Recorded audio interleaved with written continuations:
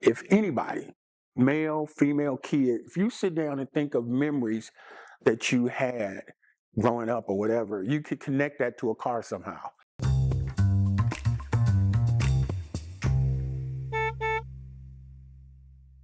So my car is a 1966 Lincoln Continental Convertible. That's my baby. That's my 66 Lincoln. Rear-wheel drive. It's a four-door convertible. I mean, what can you say about a four-door convertible? it's the iconic four-door American convertible. It's a 462 8-cylinder, which is one of the biggest engines at the time for Lincolns. The 65 is a 1 year only. The 64 and 63 are the same, and the 67 is different. So the 66 is almost a 1 year only car.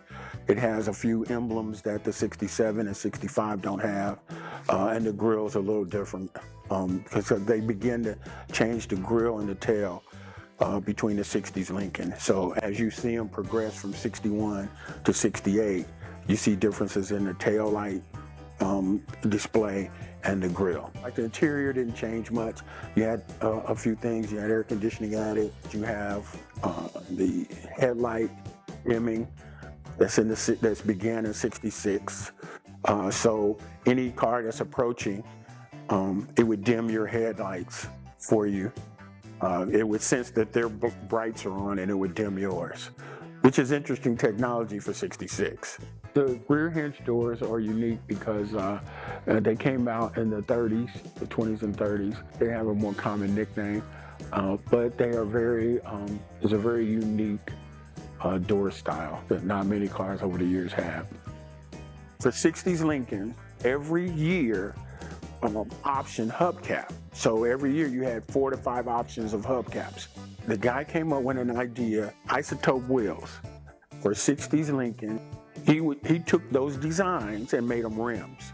So they're actually rims. So you can buy a rim that looks like a stock hubcap. I looked and I was like, that's exactly what I want. I want that stock look. You know, there's nothing wrong with aftermarket wheels. I just didn't want that look. And so I was like, that's perfect. And I went on, I looked and picked them. They're expensive, but it's worth it. Just the look is worth it. The convertible tops for the 60s Lincoln is a whole animal in itself. It's quite a production. It's a whole bank of sensors. It's a whole bank of relays and pumps and motors. Each component has its own motor. It's a top flap that has its own motor. The deck lid has its own motor, and the top has its own motor. So it's amazing. It's amazing, and it's a lot to see and know.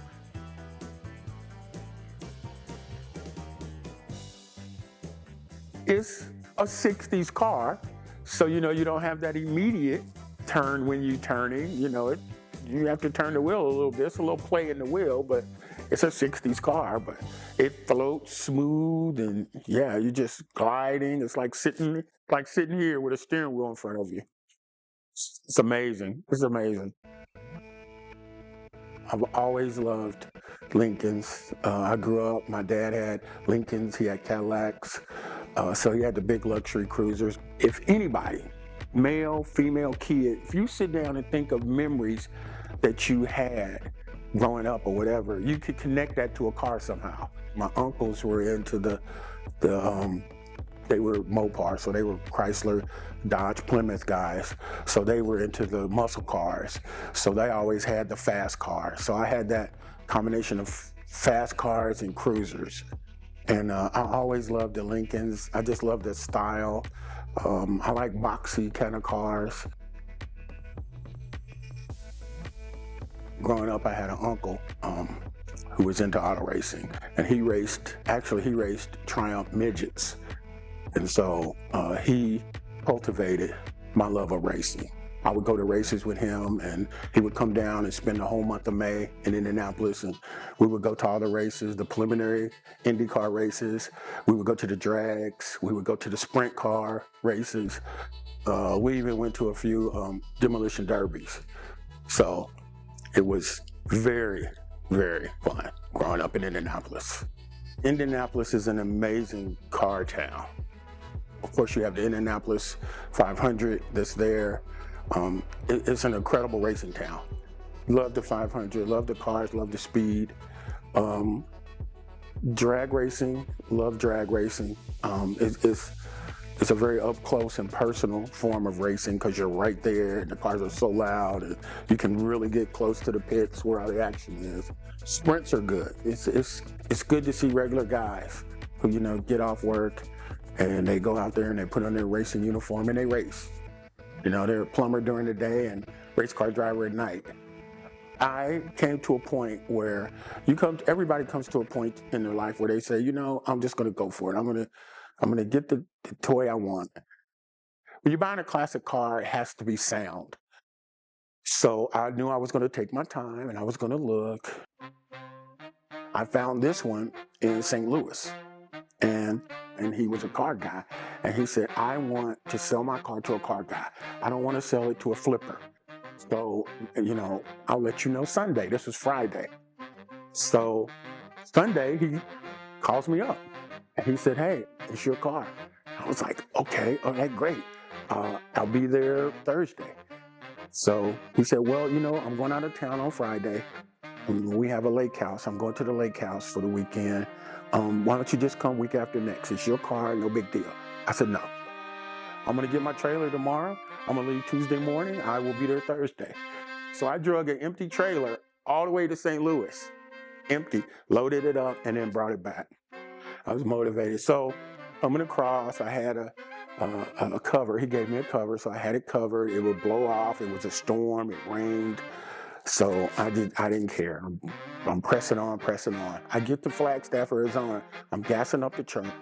And I noticed that one of my chrome pieces had blown off. So I panic. I'm like, oh no, chrome. I called a couple of my connections, and one of them lives in Yucca Valley. He owns a parts for Lincolns, and he has probably 80 of them. And he parts them out, and he fixes them and sells them whole, and he parts them out. So he's the one to call for that. And everybody knows Mario. Everybody knows Mario's crazy prices, but everybody has to pay it because he has it. And he said, yeah, I got chrome pieces, whatever. I said, look, it's 5 o'clock in the evening. I won't be there till probably 11. He said, I wouldn't be around front yard drinking. I said, okay, cool. So I rode through his house at 11:30, 12 o'clock, midnight on a Saturday night. They're sitting in the front yard drinking beer. I bought the chrome piece off. We jumped on the trailer, put it on, and I rode home. And we still laugh. I seen Mario's show a couple weeks ago and we laughed about it. And he tells the story. You know how I met this guy? It was midnight. He was over my house. So I bought it for $35K in 21. And they're probably 90 grand now, 90, 95 grand. The thing is, if I sold it, I couldn't build one for that now. Convertibles were always more desirable than sedans. So sedans you could get for 18 grand, 20 grand, a good runner driver, beautiful, take it to shows for 20 grand. Now, 90 to 100 grand for a convertible, easy, 110 grand just off the street. It's such an incredible part of American culture, and it's so rich and deeply embedded in our culture. Cars are just, from their invention, they just became a part of our life, and it was important to me. It was important to everybody around me. I love cars. It's just I love to hear them. I love to drive them. I love to see them, and it doesn't matter. I love cars. I was in the Air Force from 18 to about 24. So I spent quite a bit of time in Germany. And so I really got into the German car scene. So I'm all about BMWs. And I have one now, obviously, but I'm all about German cars. So I had a million Volkswagens. I had, a BMW. I had a Mercedes at one point.